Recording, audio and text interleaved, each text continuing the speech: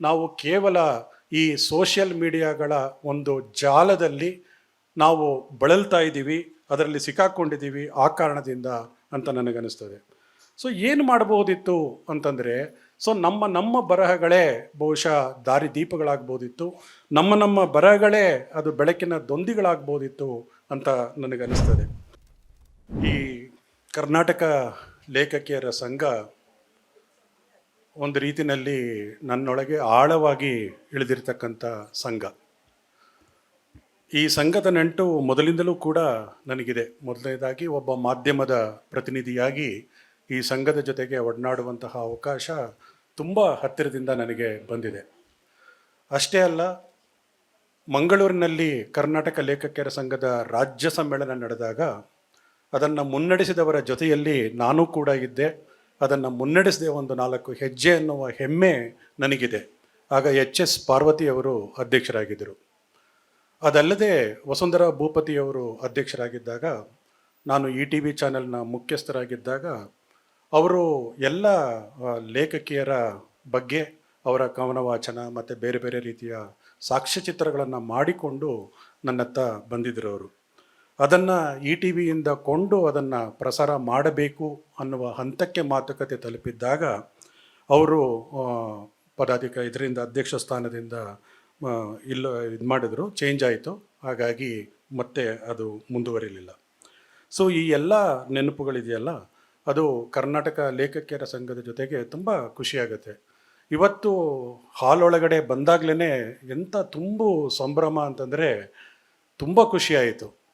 So ಅಂದರೆ ಇಡೀ ಒಂದು ಕರ್ನಾಟಕ ಇಷ್ಟೊಂದು ಸಂಭ್ರಮದಿಂದ ಕರ್ನಾಟಕದ ದನಿಯನ್ನು ಈ ಹಾಲ್ನ ಒಳಗೆ ಕಟ್ಟಿಕೊಡ್ತಾ ಇರುವ ರೀತಿ ಇದೆಯಲ್ಲ, ಅದು ನಾಳೆ ಎಲ್ಲರಿಗೂ ಕೂಡ ಒಂದು ರೀತಿಯ ಪಾಠ ಆಗತ್ತೆ, ಹುಮ್ಮಸ್ಸಾಗತ್ತೆ ಅಂತ ನಾನು ಅಂದ್ಕೊಂಡಿದ್ದೇನೆ.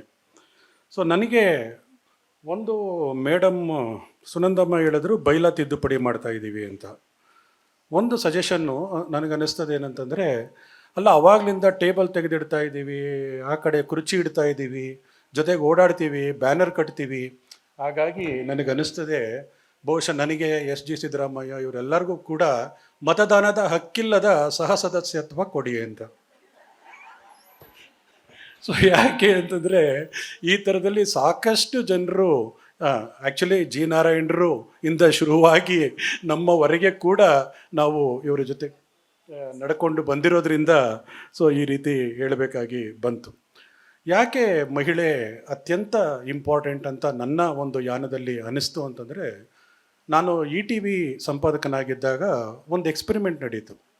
ಸೊ ಏನಂತಂದರೆ, ಯುನೆಸ್ಕೋ ಒಂದು ಕರೆಯನ್ನು ಕೊಡ್ತು. ಏನಂತಂದರೆ, ಮಾರ್ಚ್ 8ನೇ ತಾರೀಕು ಮಹಿಳಾ ದಿನ. ಆ ಮಹಿಳಾ ದಿನ ಅವರು ಹೇಳಿದ್ರು ಏನಂತಂದರೆ, ಇಡೀ ಜಗತ್ತಿಗೆ ಕರೆ ಕೊಟ್ಟರು, ಈ ದಿನವಾದರೂ ನಿಮ್ಮ ಕುರ್ಚಿಗಳನ್ನು ಮಹಿಳೆಯರಿಗೆ ಬಿಟ್ಟುಕೊಡಿ ಅಂಥೇಳಿ. ಸೊ ನಾನು ಅದನ್ನು ತುಂಬ ಗಂಭೀರವಾಗಿ ತಗೊಂಡು ನಮ್ಮ ಚಾನಲ್ನಲ್ಲಿ ಅದನ್ನು ಪ್ರಸ್ತಾಪ ಮಾಡಿದೆ. ಏನಂತಂದರೆ, ಇವತ್ತು ನಮ್ಮ ಇಡೀ ದಿನದ ಬುಲೆಟನ್ನು ಮಹಿಳೆಯರು ಲೀಡರ್ಶಿಪ್ ತಗೊಳ್ಳಿ, ಅವರು ಮುನ್ನಡೆಸಲಿ, ನಾವೆಲ್ಲರೂ ಕೂಡ ಹಿಂದೆ ನಿಂತು ಆ ಕೆಲಸಕ್ಕೆ ಸಹಕಾರ ನೀಡೋಣ ಅಂತ. ಸೊ ಎಲ್ಲ ಆಗತಾನೆ ಬಂದಂಥ ಹುಡುಗಿಯರು, ಕ್ಯಾಂಪಸ್ಸಿಂದ ಡೈರೆಕ್ಟಾಗಿ ರೆಕ್ರೂಟ್ ಆದಂಥ ಹುಡುಗಿಯರು, ಸೊ ಎಷ್ಟು ಅದ್ಭುತವಾಗಿ ಅಚ್ಚುಕಟ್ಟಾಗಿ ಸೊ ಅವರು ಬುಲೆಟಿನ್ಗಳನ್ನು ಮಾಡಿದರು ಅಂತಂದರೆ ಎಲ್ಲರಿಗೂ ಆಶ್ಚರ್ಯ ಆಯಿತು. ನೆನಪಿಡಿ, ಅದುವರೆಗೂ ಕೂಡ ಅದನ್ನು ಬ್ರಹ್ಮವಿದ್ಯೆ ಅಂತಲೇ ಬಿಂಬಿಸಿ ಅದನ್ನು ಕಪಿಮುಷ್ಟಿಯಲ್ಲಿ ಇಟ್ಟುಕೊಂಡಿದ್ದನ್ನು ಆ ಹುಡುಗಿಯರು ಕೇವಲ ಅರ್ಧ ಗಂಟೆನಲ್ಲಿ ಒಡೆದು ಬಿಸಾಕ್ಬಿಟ್ಟಿದ್ರು. ಆದರೆ ಅದು ಒಂದು ರೀತಿಯ ಪಾಠ ನನಗಾದರೆ, ಮಾರನೇ ದಿನ ಇನ್ನೊಂದು ಪಾಠ ಆಯಿತು. ಏನಂತಂದರೆ, ನನ್ನ ಟೇಬಲ್ಗೆ 5 ರಾಜೀನಾಮೆ ಬಂದು ಬಿತ್ತು. ಏನಂತಂದರೆ, ಈ ಹುಡುಗಿಯರನ್ನೆಲ್ಲ ಮೊನ್ನೆ ಬಂದವ್ರನ್ನ ನಾವು ಈ ಥರ ಕೂಡಿಸ್ಬಿಟ್ಟಿದ್ದೀವಲ್ಲ, ಸೊ ಅದೆಂಗೆ ಸಾಧ್ಯ ಆಗತ್ತೆ ಅಂಥೇಳಿ 5 ಜನ ಪುರುಷ ಪ್ರಧಾನ ಹುದ್ದೆಯಲ್ಲಿದ್ದವರು ರಾಜೀನಾಮೆಯನ್ನು ಕೊಟ್ಟರು. ಸೊ ಇವೆಲ್ಲವೂ ಕೂಡ ನನಗೆ ಪಾಠ ಮಾಡ್ತು. ಏನಂತಂದರೆ, ನಾನು ಮಹಿಳೆಯರ ಜೊತೆಗೆ ಎಷ್ಟು ದೂರ ಹೆಜ್ಜೆ ಹಾಕಬೇಕಾಗಿದೆ ಅಂಥೇಳಿ. ಸೊ ಈ ಎಲ್ಲ ಪಾಠಗಳನ್ನು ಕಲಿತಾನೇ ನಾನು ಅವ್ರ ಜೊತೆಗೆ ನಡ್ಕೊಂಡು ಬರ್ತಾನೇ ಇದ್ದೀನಿ.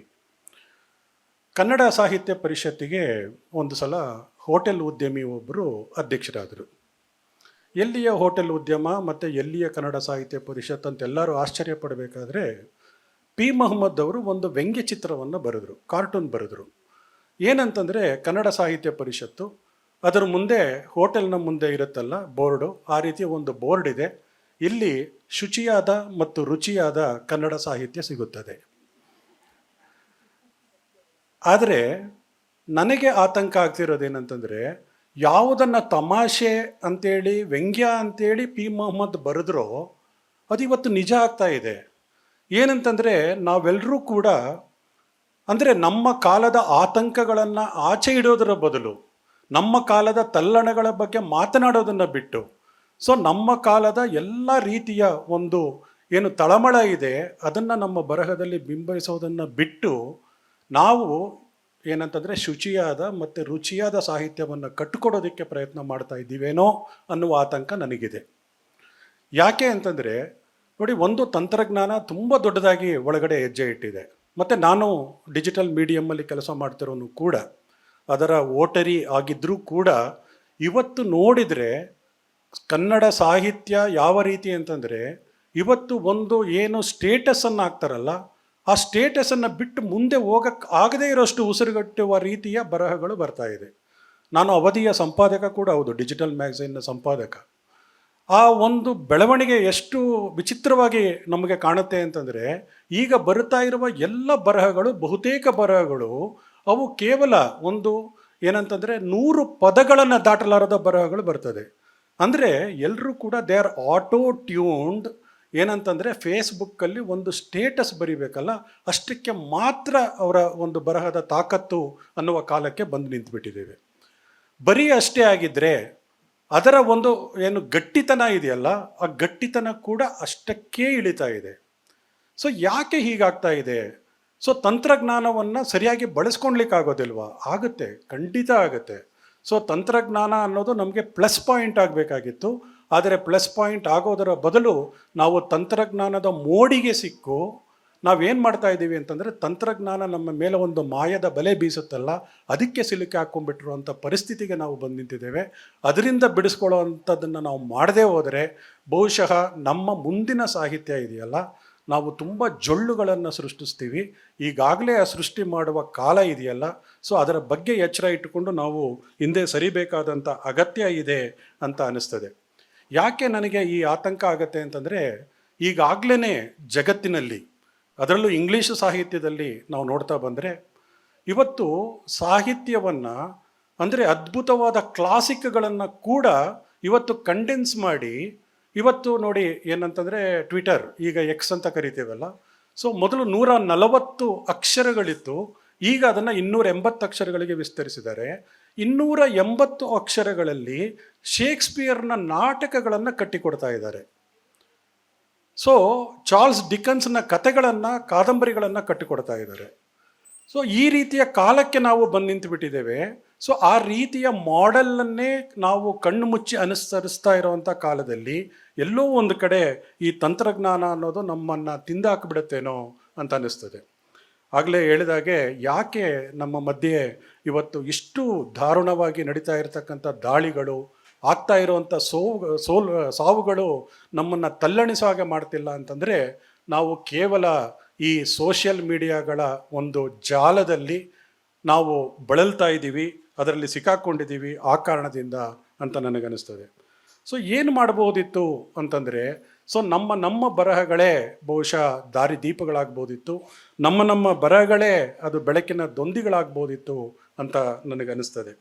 ಸೊ ಇಷ್ಟೆಲ್ಲದನ್ನು ಹೇಳ್ತಾ ನನಗೆ ಅನಿಸೋದಿಷ್ಟೇ, ಏನಂತಂದರೆ ಒಂದು ನಾಟಕ ಇತ್ತು. ಏನಂತಂದರೆ ಸಮತಾ ಅಂತೇಳಿ ಒಂದು ದೊಡ್ಡ ಜಾಥಾ ಕರ್ನಾಟಕದಲ್ಲಾಯಿತು.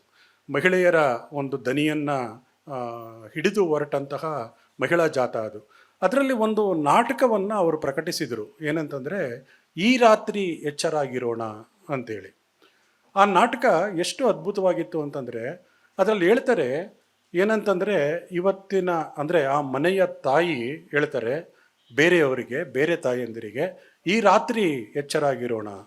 ಯಾಕೆ ಎಚ್ಚರಾಗಿರೋಣ ಅಂತಂದರೆ, ನಾವು ಎಚ್ಚರವಾಗಿದ್ದರೆ ಅದೇಗೆ ನನ್ನ ಮಗ ಅವನು ಬೇರೆ ಮನೆಯನ್ನು ಸುಡಲಿಕ್ಕೆ ಹೋಗ್ತಾನೆ, ಅವನು ಹೇಗೆ ಸೀಮೆಣ್ಣೆ ರೆಡಿ ಮಾಡ್ಕೊಳ್ತಾನೆ, ಹೇಗೆ ಬೆಂಕಿಯನ್ನು ರೆಡಿ ಮಾಡ್ಕೊಳ್ತಾನೆ. ಹಾಗಾಗಿ ನಾವು ಈ ರಾತ್ರಿ ಎಚ್ಚರಾಗಿರೋಣ. ಎಚ್ಚರಾಗಿದ್ದರೆ ನನ್ನ ಮಗ, ನನ್ನ ಗಂಡ, ನನ್ನ ಸಹೋದರ, ಇವರು ಯಾರೂ ಕೂಡ ಅವರು ಇನ್ನೊಂದು ಮನೆಯನ್ನು ಸುಡಲಿಕ್ಕೆ ಹೋಗೋದಿಲ್ಲ ಅಂತೇಳಿ. ಬಹುಶಃ ಆ ಕಾಲ ಬಂದಿದೆ. ಈ ಮಹಿಳಾ ಸಾಹಿತ್ಯ, ಎಲ್ಲ ಸಾಹಿತ್ಯವೂ ಕೂಡ ಈ ರಾತ್ರಿ ಅಷ್ಟೇ ಅಲ್ಲ, ಈ ರಾತ್ರಿ ನಾಳೆ ರಾತ್ರಿಯೂ ಕೂಡ ಎಚ್ಚರವಾಗಿದ್ದರೆ ಬಹುಶಃ ಈ ಪ್ರಶಸ್ತಿಗಳಿಗೆ, ಬಹುಮಾನಗಳಿಗೆ ಅರ್ಥ ಬರ್ತದೆ. ಇಲ್ಲ ಅಂತಂದರೆ ಬಹುಶಃ ನಾಳೆಯ ದಿನ ಈ ಬಹುಮಾನಗಳೇ ನಮ್ಮನ್ನು ಅಣಕಿಸುವಂತಹ ಕಾಲ ಬರಬಹುದು ಅಂತ ಹೇಳ್ತಾ ನನ್ನ